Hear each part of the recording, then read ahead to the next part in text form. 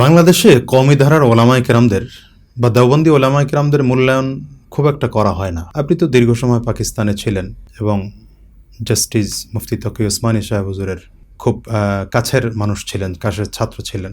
ওখানের দৃশ্যটা কেমন?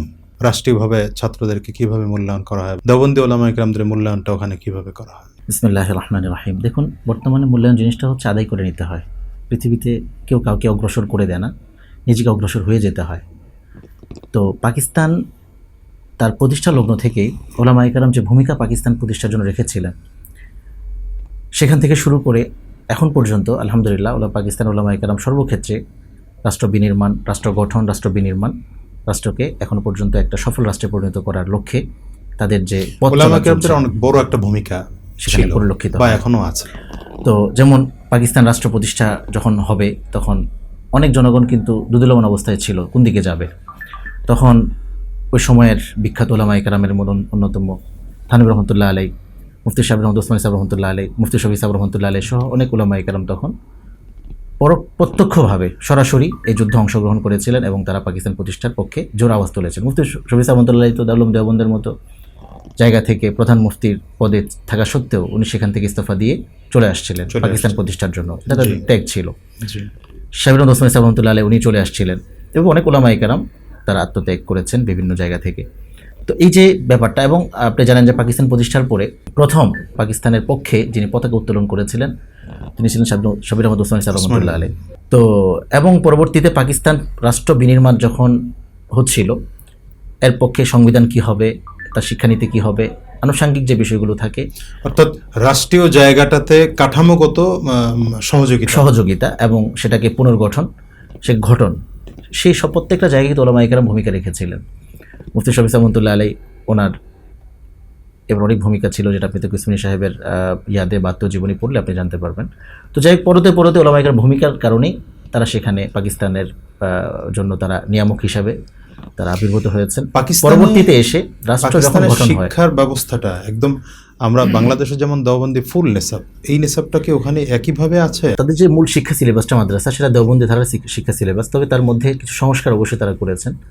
যেমন পাকিস্তানের বর্তমানে বড় বড় কিছু জামিয়াতে, দারুল উলুম করাচি আছে, নিউ টাউন আছে, জামিয়াতে রশিদ আছে, এভাবে বড় বড় কিছু জামিয়াতে তারা দেওবন্দি ধারার শিক্ষা সিলেবাসকে সামনে রেখে জাগতিক শিক্ষাকে তারা যুক্ত করেছেন এবং মেট্রিক পর্যন্ত আবশ্যকই করে দিয়েছেন যে এখানে ভর্তি হতে হলে মেট্রিক। আমাদের এই তালেব ইলম সবাইকে কিন্তু সেই সুযোগ দেওয়া হয় না। আমরা দেখেছি আমাদের ইফতার বছর আমরা দেখেছি সেখানে যে আমাদের কিছু সাথী বন্ধুরা তারা বিভিন্ন ইউনিভার্সিটির দিকে পরীক্ষা দিতেন, কেউ এমফিল করতেছেন, কেউ এটা সেটা পিএইচডি করতেছেন, করাচি ইউনিভার্সিটি, ইসলামাবাদ ইউনিভার্সিটি, পাঞ্জাব ইউনিভার্সিটির দিকে তারা বিভিন্ন পরীক্ষা দিতেন। তো এটার জন্য দারুল উলুম থেকে কওমি মাদ্রাসাতে দাওরা শেষ করার পরে গিয়ে ভার্সিটিতে পড়তেছেন এবং পাশাপাশি তারা ভার্সিটিতেও পরীক্ষা দিচ্ছেন, পড়াশোনা করতেছেন।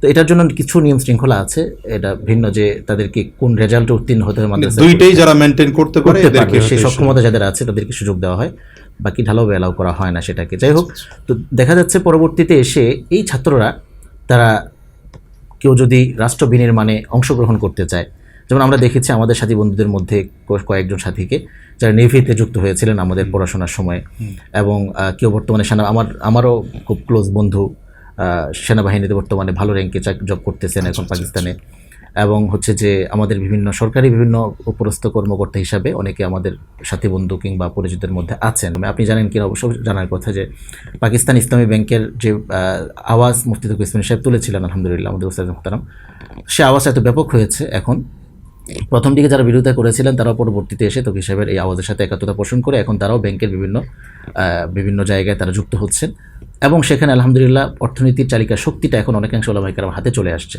আপনি পাকিস্তানের বড় বড় ব্যাংকগুলো যদি নাম নেন, ফয়সাল ইসলামী ব্যাংক, হাবিব ইসলামী ব্যাংক, আরও যা আছে, মিজান ইসলামী ব্যাংক, প্রত্যেকটাতে দেখবেন যে আমাদের মাদ্রাসার ব্যাকগ্রাউন্ড থেকে উঠে আসা আমাদের ছাত্র বন্ধুরাই বা আমাদের শিক্ষার্থীরাই সেখানে বর্তমানে কেউ আপনার হচ্ছে যে শরিয়া বোর্ডের অ্যাডভাইজার, আবার কেউ তাদের শরিয়া বোর্ডের সদস্য, বিভিন্ন ভালো ভালো পোস্টে তারা জব করতেছেন।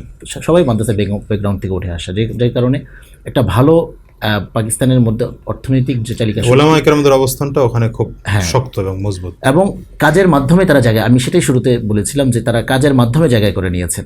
ওলামায়ে কেরাম তাদের যে ভেতরে যে আমাদের অভিজ্ঞতা যে আছে বা আমাদের যোগ্যতা আছে, হুনার পাণ্ডিত্য যেটা আছে, এটা আসলে যতক্ষণ পর্যন্ত কাজে না নামে সেটা স্পষ্ট হয় না, বোঝা যায় না। তা আমি বলি না যে পাকিস্তানের ছাত্রদের মধ্যে সেটা আছে, অবশ্যই আমার দেশের ছাত্রদের মধ্যেও সেটা আছে। অবশ্যই আছে। এবং আমি আমার জায়গা থেকে আমি যতটুকু দেখেছি যে মেধার দিক থেকে পাকিস্তানি ছেলেদের চেয়ে অনেকাংশে আমাদের দেশের ছেলেরা খুব অগ্রসর এবং বিশেষ করে সূক্ষ্ম বিষয়গুলো বোঝার ক্ষেত্রে আমি দেখেছি পাকিস্তানের ছেলেদের চেয়ে আমাদের ছেলেদের ফাহাম বা বুঝ শক্তি অনেক ভালো।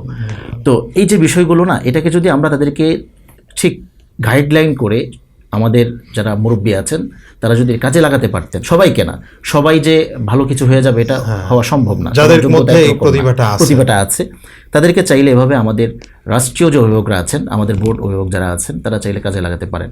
সিলেবাসটা বা মাদ্রাসার কর্তৃপক্ষ যারা আছেন, মানে আমরা কি তাহলে বলতে পারি যে আমরা এই জায়গাটার থেকে একটু পিছিয়ে আছি? অবশ্যই আমরা আমাদের যোগ্য সন্তানদেরকে এভাবে কাজে লাগাতে পারতেছি না, এটা আমার পর্যবেক্ষণ।